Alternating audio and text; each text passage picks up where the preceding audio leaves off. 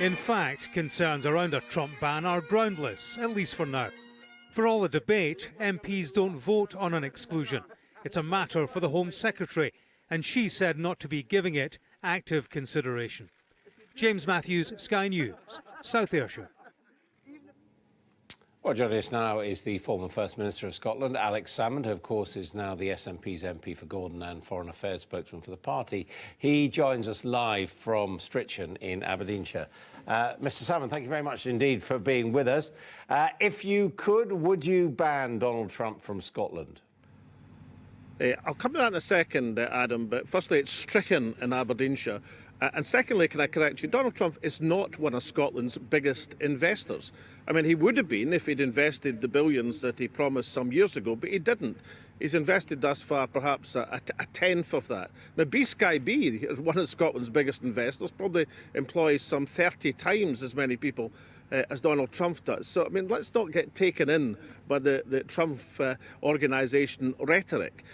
What I think should happen is that the Home Secretary should consider Donald Trump's comments in the same way as she's considered and banned hundreds of other people. So it should be taken in exactly the same criteria, whether he's a presidential candidate or not.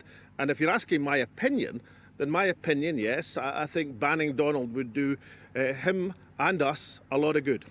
Even at the cost of losing that Trump investment, I think what we meant was one of the biggest single investors in Scotland. Not even the biggest. Sorry, not even that. Can I just explain why?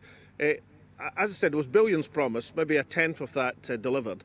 Thus far, at least in Aberdeenshire here, Donald Trump, by stopping the offshore wind demonstrator through court action over a period of years, has cost more investment than he's actually generated. That was a $200 million investment, which would have happened in Aberdeenshire, badly needed. It didn't happen because of Donald Trump's opposition. And in Turnberry and Ayrshire, and incidentally, there's nothing wrong with Donald Trump's golf courses. What's wrong is Donald Trump. If indeed, as many people believe, the Open Championship cannot go back to Trump Turnberry, instead of just the old Turnberry, which hosted the finest two Opens since the Second World War, then each time it doesn't go back costs the Scottish economy £140 million. So what I'm saying to you, and this is not a debate just about economics, but in economic terms, there's a good argument that Trump is not just not one of Scotland's biggest investors, he's actually an economic negative for Scotland. I mean, do you regret courting him during your time as First Minister? Well, you know, if I'd known 8 years ago that in 8 years' time Donald Trump would run for president and make totally unacceptable remarks about Muslims and Mexicans, then clearly I'd have had a different opinion. If I'd known 8 years ago he wasn't going to go ahead with the investment that he promised, at least not yet, then I might have a different opinion. And if I'd known he was going to block a valuable, vital energy investment in the northeast of Scotland, I would have had a different opinion. But 8 years ago, unfortunately, Adam, I didn't know these things, but I have learned from experience, and I would suggest to others they should look very carefully at that experience. OK, so you don't reckon it would cost Scotland much to ban him. If he had invested, as he said, would you let him off because he was putting a lot into Scotland? No, I think there's a bit more to this argument. And I watched the highlights of the debate. I've been visiting flood victims here in Aberdeenshire today, and I couldn't attend myself. I watched the highlights of the debate. And one thing I think should be removed, this is not an argument about free speech. We couldn't stop Donald's free speech even if we wanted to, Adam. It's going to be beamed into every home for as long as he's a parliamentary candidate.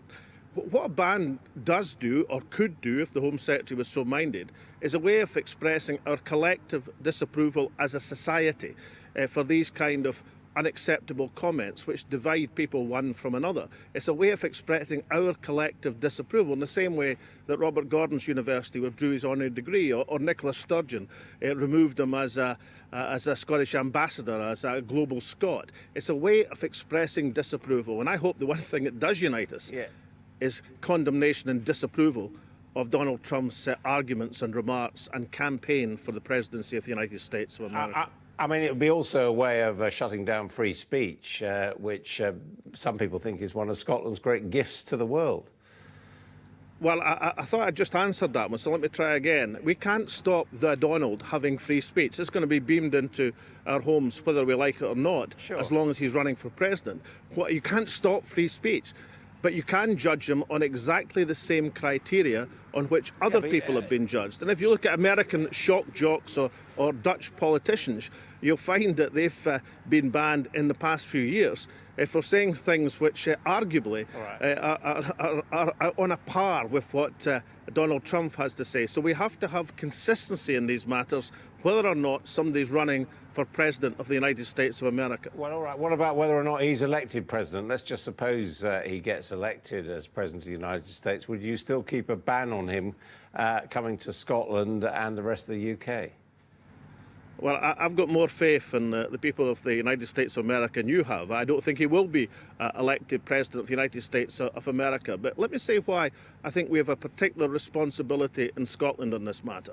Donald Trump trades very heavily on his Scottish heritage. It gives him a respectability in many sections of United States opinion. It's highly regarded.